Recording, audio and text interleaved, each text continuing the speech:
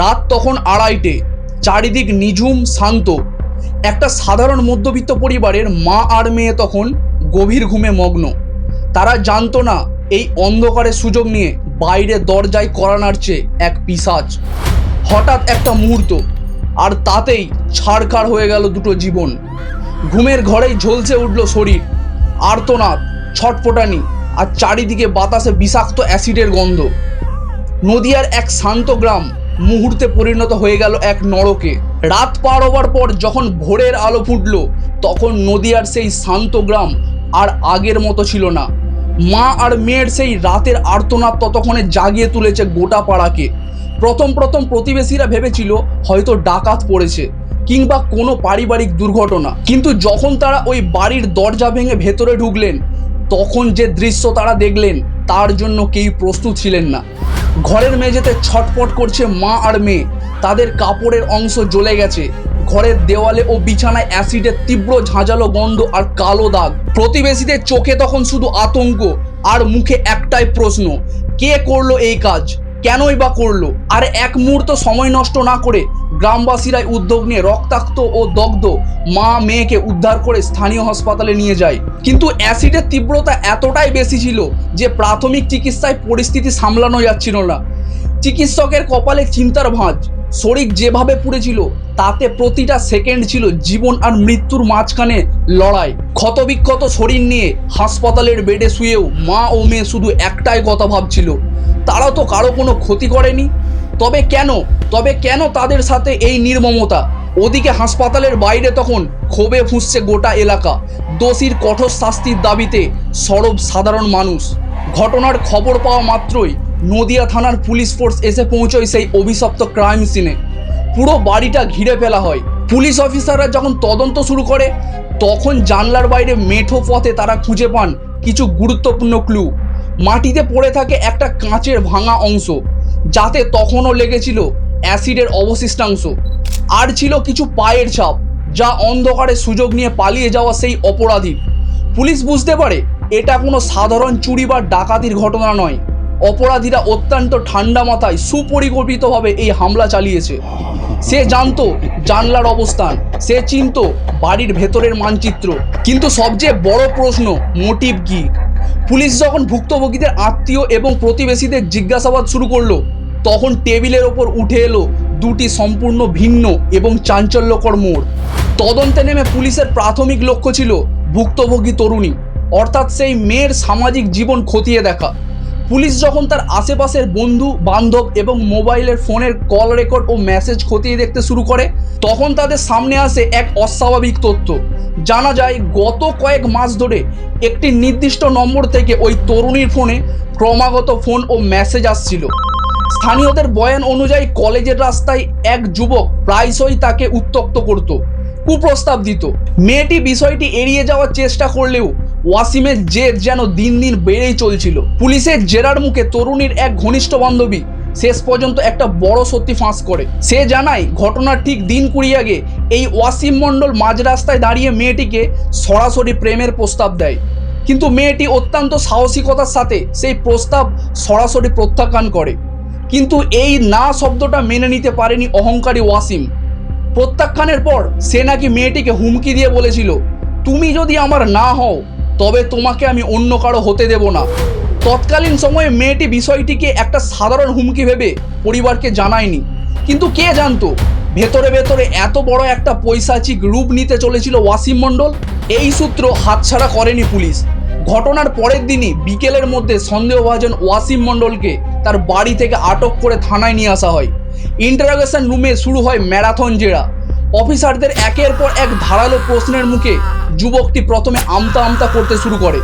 সে দাবি করে ঘটনার রাতে সে নিজেই বাড়িতে ঘুমাচ্ছিল, কিন্তু পুলিশ যখন তার মোবাইল লোকেশন ট্র্যাক করে, তখন দেখা যায় ঘটনার সময়ে তার ফোনের টাওয়ার লোকেশন ছিল ঠিক ওই মা ও মেয়ের বাড়ির আশেপাশেই। পুলিশ যখন ভাবছিল তারা প্রায় অপরাধীকে ধরে ফেলেছে এবং কেস সলভ, ঠিক তখনই থানায় এসে হাজির হন মা ও মেয়ের পরিবারের এক দূর সম্পর্কের আত্মীয়। আর তাদের দেওয়া একটা বয়ান পুরো কেসের মোড় 180 ডিগ্রি ঘুরিয়ে দেয়। পুলিশের টেবিলের ওপরে উঠে আসে এক সম্পূর্ণ নতুন এবং আরও ভয়ঙ্কর মোটিভ। থানায় এসে হাজির হওয়া সেই আত্মীয় পুলিশ অফিসারদের সামনে টেবিলের ওপর রেখে দেন কিছু পুরনো আইনি নথিপত্র আর জমির দলিল। তিনি দাবি করেন, স্যার, আপনারা যে ছেলেটিকে ধরেছেন সে হয়তো মেয়েটিকে বিরক্ত করত, কিন্তু এই অ্যাসিড হামলার পেছনে মোটিভটা অন্য জায়গায়। ভালো করে খোঁজ নিয়ে দেখুন, এই মা মেয়ে নিজেদের বলতে যে জমিটুকু আছে তার ওপর বহুদিনের নজর ছিল তাদেরই এক খুব কাছের মানুষের। পুলিশের ইনভেস্টিগেশনের টিম যেন এক লহমায় ধাক্কা খেল। প্রেমের একতরফা প্রতিশোধের বাইরেও যে এই ঘটনার পেছনে কোনো গভীর পারিবারিক ষড়যন্ত্র থাকতে পারে তা পুলিশ প্রথমে ভাবেনি। পুলিশ জানতে পারে মা এবং মেয়ের নামে থাকা সেই মূল্যবান জমিটি নিয়ে গত কয়েক বছর ধরে পরিবারের কিছুই শরিক ও আত্মীয়দের সাথে চরম বিবাদ চলছিল। তদন্তে উঠে আসে এক করুণ সত্য, মেয়েটির বাবা মারা যাওয়ার পর থেকেই সেই অসহায় মা এবং মেয়েকে ওই ভিটে মাটি থেকে উচ্ছেদ করার চেষ্টা করছিল তাদেরই এক কাকা বা জ্যাঠতো ভাই। যেহেতু পরিবারের কোনো পুরুষ মানুষ ছিল না, তাই তাদের একা পেয়ে প্রতিনিয়ত মানসিক চাপ দেওয়া হতো জমিটি সস্তায় লিখে দেওয়ার জন্য। এমনকি ঘটনার কয়েক মাস আগেও গ্রামের এক সালিসি সভায় এই জমি নিয়ে চরম অশান্তি হয়। সেখানে মা পরিষ্কার জানিয়ে দিয়েছিলেন এটাই তার একমাত্র জমি, তিনি বিক্রি করবেন না, কারণ এটাই তার মেয়ের ভবিষ্যতের একমাত্র সম্বল। গ্রামবাসীদের বয়ান অনুযায়ী সেদিন নাকি সেই আত্মীয়রা রেগে হুমকি দিয়েছিল, জমি কিভাবে নিতে হয় তা আমাদের জানা আছে, শান্তিতে তোমরা এখানে থাকতে পারবে না। পুলিশ বুঝতে পারে এই হুমকি কোনো সাধারণ রাগ ছিল না, এর পেছনে ছিল ঠান্ডা মাথার নীল নকশা। এবার নদিয়া থানার পুলিশের সামনে তৈরি হলো এক বিশাল গোলক দাদা। টেবিলে এখন দুজন চরম সন্দেহভাজন। এক, সেই প্রেমে একতরফা পাগল যুবক ওয়াসিম, যার ফোনের লোকেশন ঘটনার রাতে ওই বাড়ির আশেপাশেই ছিল। দুই, সেই চরম লোভী আত্মীয়, যার কাছে মা মেয়েকে দুনিয়া থেকে সরিয়ে দেওয়া বা বিকলাঙ্গ করে দেওয়ার মতো শক্ত মোটিভ ছিল। পুলিশ যখন সেই আত্মীয়দেরও থানায় ডেকে এনে জেরা শুরু করে তখন কেসটা আরও জটিল হয়ে যায়, কারণ সেই আত্মীয়দেরও ঘটনার রাতে অবস্থান পরিষ্কার ছিল না। পুলিশ অফিসাররা নিজেদের মধ্যে আলোচনা করতে লাগলেন, তবে এটা কি কোনো একটা সুপরিকল্পিত ক্রাইম যেখানে প্রেমিক এবং আত্মীয় দুজনেই একে অপরকে ব্যবহার করছে, নাকি আসল অপরাধী এদের বাইরে তৃতীয় কেউ, যে খুব চতুরতার সাথে এই দুই মোটিভের পেছনে নিজেকে লুকিয়ে রেখেছে।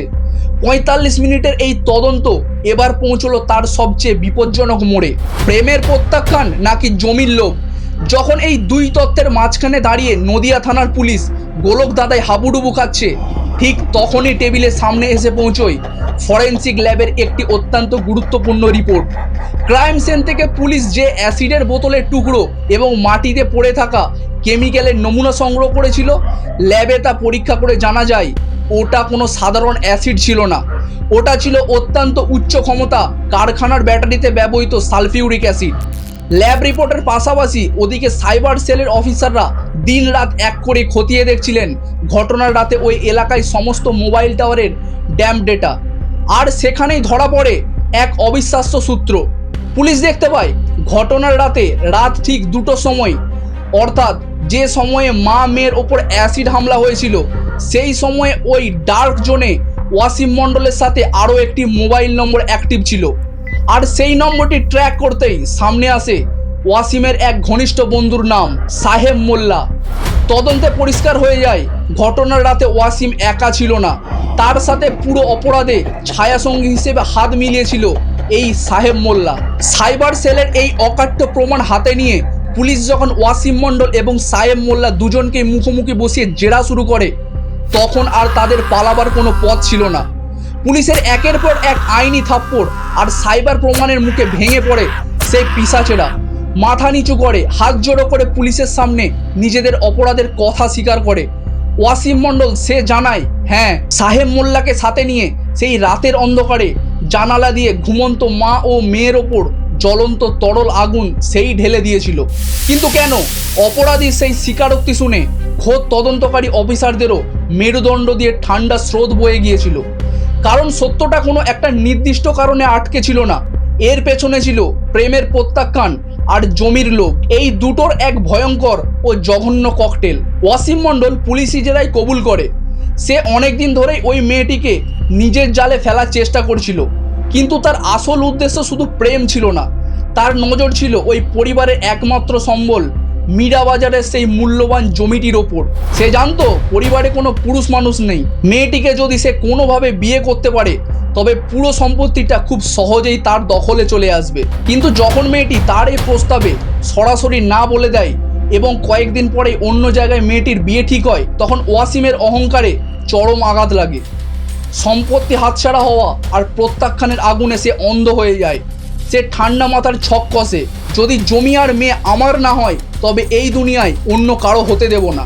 সে জানতো অ্যাসিড মারলে মেয়েটির মুখ পুড়ে যাবে, রূপ নষ্ট হয়ে যাবে, আর এই সমাজে মুখ পোড়া একটা মেয়েকে কেউই বিয়ে করতে চাইবে না।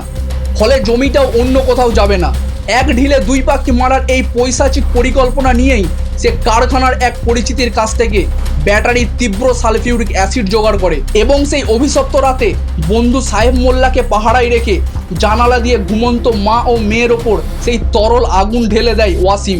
মা যেহেতু মেয়েকে আগলে ঘুমিয়েছিলেন, তাই মেয়ের সাথে সাথে মায়ের শরীরটাও ঝলসে যায়।